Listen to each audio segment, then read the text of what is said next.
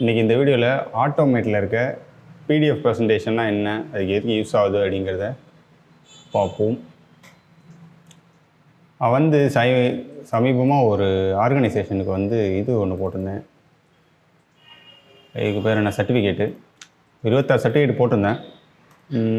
சரி, மொத்தமாக பிடிஎஃப் அனுப்பிடலாம் தனித்தனியான அனுப்பிவிட்டேன். அவர் கேட்டார், எல்லாமே எனக்கு ஒரே பிடிஎஃப்பில் எல்லா இமேஜும் ஒரே பிடிஎஃப்பில் வச்சு அனுப்பிவிடுங்கப்பா அப்படின்னாரு. சரி, எல்லாத்தையும் ஒன்றே எதானே வைக்கணும்னு வரிசையாக இழுத்து 1/1 வச்சு ஒரே பிடிஎஃபாக அவருக்கு அனுப்பிவிட்டேன். அந்த பிடிஎஃப் எப்படி இருக்கும் அப்படின்னா, எப்படி இருக்கும், 1 கீழே 1 அப்படியே வந்துடும். அவர் சொன்னார், எப்பா இப்படி இருந்தால் பிரிண்ட்லாம் எடுக்க முடியாது, எனக்கு ஒன்றும் ஒரு பேஜில் வர மாதிரி வேணும் அப்படின்னாரு. ஆக்சுவலாக அது எப்படி பண்ணுறதுனே எனக்கு அப்போ தெரியாது.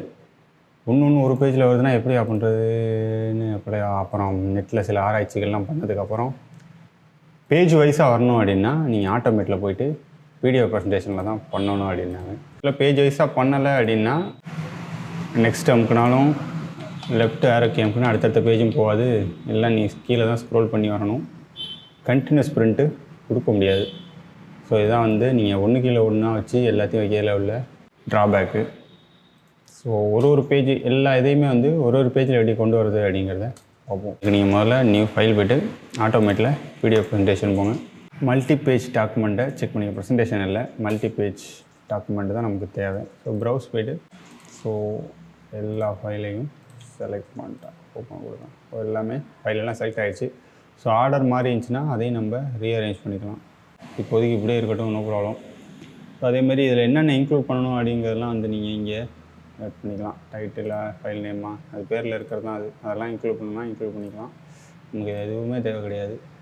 ஃபாண்ட் சைஸு, இந்த ஃபாண்ட் சைஸ்லாம் இதில் வரப்போகிறதுக்கான ஃபாண்ட் சைஸ் இது, அதுவும் நமக்கு இப்போ தேவை கிடையாது. எனக்கு தேவை எல்லா ஃபைலும் தனித்தனி பேஜில் வரணும், அவ்வளோதான். எல்லாத்தையும் எடுத்து வச்சிட்டேன்.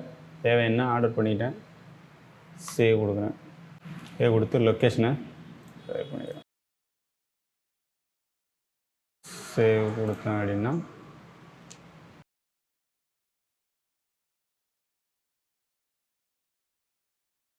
அவ்வளோதான், சேவ் ஆயிடுச்சு. இந்த இருக்குது. இப்போது எல்லாமே ஃபஸ்ட்டு 1/1 ஒரே பேஜ் தான் எல்லாமே இருந்துச்சு. இப்போது எல்லாமே தனி பேஜஸில் வந்துடுச்சு. நீங்கள் நெக்ஸ்ட் பேஜ் போனீங்கன்னா ஒரு ஃபைலும் ஒரு பேஜில் இருக்கும். அவ்வளோதான். நீங்கள் பிரிண்ட் எடுக்கவும் ஈஸியாக இருக்கும். ஸோ இதுதான் பேஜ் வைஸாக ஒரு இமேஜையும் வச்சுக்கிறதுக்கு யூஸ் பண்ணும்.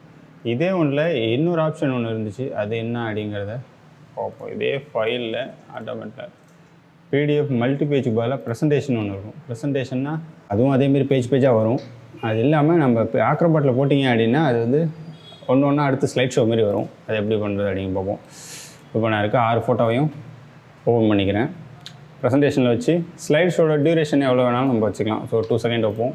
லூப் ஆகணுமா கடைசி, அதுக்கப்புறம் மறுபடியும் ஃபஸ்ட்லேருந்து லூப் ஆகிட்டே இருக்கணும்னாலும் இங்கே செக் பண்ணிக்கலாம்.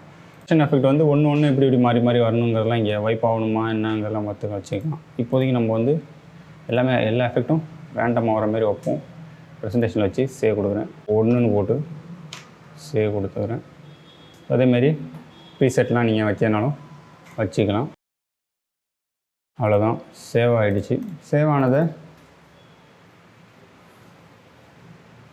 ஆன ஃபைலை ப்ரௌசரில் ஓப்பன் பண்ணிங்கன்னா ஒன்றுமே வராது. ப்ரௌசரில் ஓப்பன் பண்ண முடியாது. நீங்கள் போய்ட்டு இதை ஓப்பன் வித்து அடோப் ஆக்ரோபாட் டிசியில் கொடுத்தீங்க அப்படின்னா ஃபுல் ஸ்க்ரீன் எஸ். அடுத்தடுத்து ரேண்டமான ஒரு எஃபெக்டில் ஸ்லைட் ஷோ மாதிரி வந்துகிட்டே இருக்கும். லூப் வச்சுருந்தீங்கன்னா ஃபுல்லாக லூப் ஆகிட்டே வரும். ஸோ அவ்வளோதான் பிடிஎஃப் ப்ரெசன்டேஷன். நெக்ஸ்ட் வீடியோவில் பார்ப்போம். Thank you so much.